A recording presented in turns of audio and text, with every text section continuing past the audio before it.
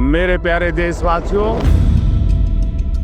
अगर हम चाहें तो हम 100 नए शहरों का सपना आज देश की आवश्यकता के लिए कर सकते हैं। रेलवे हिंदुस्तान की कितनी बड़ी ताकत बन सकता है। आज का रेल का जो नेटवर्क है उसी को आधुनिक बनाया जाए तो हम हिंदुस्तान की विकास की यात्रा को एक नई गति दे सकते हैं। 12 years, this is not just a term, it is a decade. 12 years ago, we were sold a dream. सपना हिंदुस्तान के 100 शहरों को शंघाई जैसा बनाने का। We were told that days of corruptions were over. We were told that India was arrived. इस काम के लिए इतने पैसे दिए जाएंगे वो नहीं, ये अपने आप में एक बहुत बड़ा जन आंदोलन है। We were told that if we just endured a little pain, demonetization, GST, tax hikes, we would inherit a golden era. Today we are not looking at the speeches, we are looking at the spreadsheets. We are not listening to slogans, we are looking at the soil. Because when you strip away the PR agencies and the IT cells, the raw data tells a terrifying story. This is the report card they don't want you to see. Let's start with the land itself. We call it Mother Earth. But for the past 12 years, she has been up for sale. In Chhattisgarh, the Hasdev Aran forest, the lungs of central India, are being sliced up. For who? Not for you, not for the tribals living there, but for the private coal interests. Then the Aravalli range. The mountains are vanishing to feed the real estate mafia.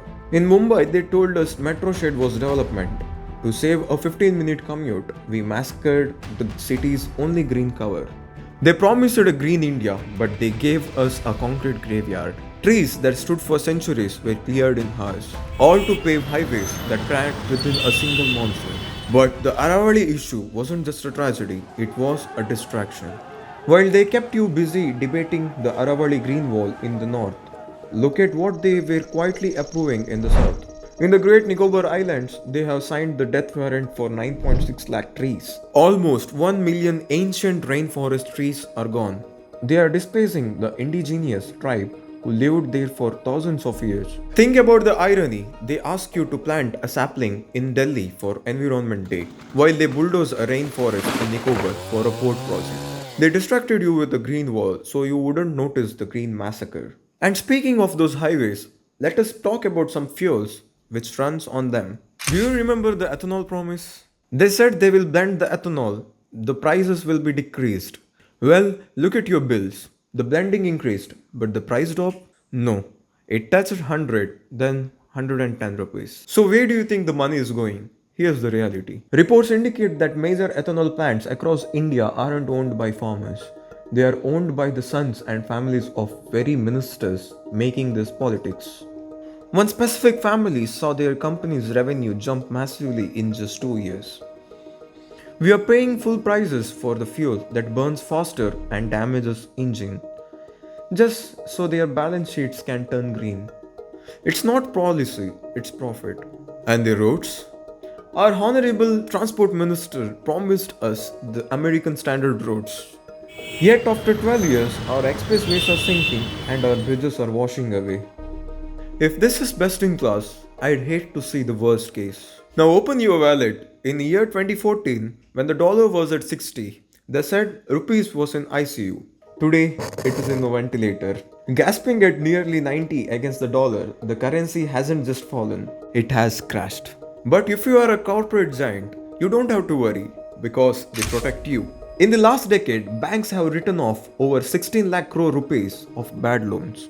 You pay it when you buy milk, you pay it when you buy pencil, you pay it when you buy a cylinder, which was around rupees 400 and now it's around 900 rupees. When a farmer misses a loan payment, they seizes his tractor. When a billionaire misses a payment, they waive the loan. This is not a capitalism, this is a feudalism. They tell us the world respects us more now. They say we are Vishwaguru. But we can't fake the report card, right? Take the global index. We are trailing behind our smallest neighbors. They say these are foreign conspiracies. But when the same agencies rank us on the higher side, they celebrate. You can't accept the trophy and reject the report card. They love to throw numbers at you.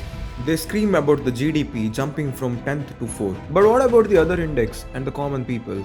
But let's look at the numbers that measure your life, but not their profits.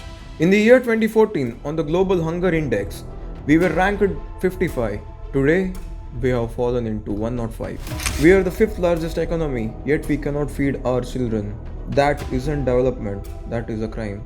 They say we are the mother of democracy, but on the democracy index, we fell from rank 27 in 2014 to 41 today.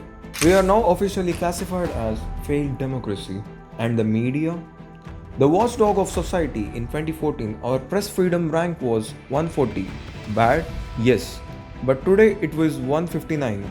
We are competing with the dictatorships from the bottom spot. And finally, the air you breathe. On the Environment Performance Index, we were at 155. Today, we are at 176. That is nearly the last rank in the world. Think about that. 12 years of powers. And the result? We are less free, more hungry, and choking on toxic air. When they show you the GDP, ask them, can you eat the GDP? Or can you breathe the stock market? Now the IT cell will tell you, oh, that's just one biased report, ignore it. But what happens when it isn't one? What happens when it is every single one? Let's look at all of the index. Let's stop cherry picking. Let's look at the whole library. The World Happiness Report in 2013, we ranked 111. Today, we have crashed to 126. We are officially one of the unhappiest nations on the continent. The Global Gender Gap Index in 2014 were at 114. Today, we have fallen to 129. Women are less equal today than they were a decade ago. And the Passport Index? They say our global respect is rising. Then why did our passport power rank drop from 76 in 2014 to 85 today? And the Climate Index? We were told we are green leaders, but in the latest 2026 report in India, slipped from 10th down to 23rd because our addiction to coal, a 13-point drop in a single year. Human Freedom Index, down, and the Academic Freedom Index, that's also down. Internet freedom, we are the shutdown capital of the world. And finally, the health access, ranked below our neighbors. When one doctor says you are sick, he might be wrong, right? But when hundreds of specialists look at your report and say you are failing, you aren't healthy, it's just a denial. And now let's go for the digital revolution. A recent CAG audit exposed the rot inside. In flagship government schemes, auditors found beneficiaries registers with the phone number 99999 or 11111. They found AI-generated photos submitted as proof of work. The jobs didn't exist. The patients didn't exist. Only the invoice existed. We are paying taxes for simulation. Look at the capital. Delhi was promised a clean Yamuna. Instead, the river is a toxic foam bath. And when the air quality index hits severe, and what's the response? The current leadership in Delhi says AQI is just a number, like temperature, it doesn't matter.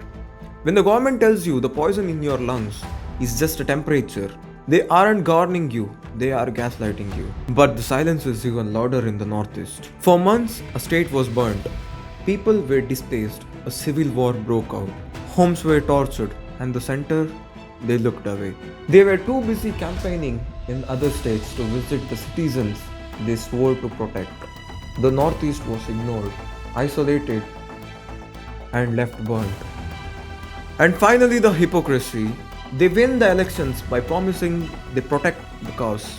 But the reality, under this government, India has remained the top 3 beef exporter of the world.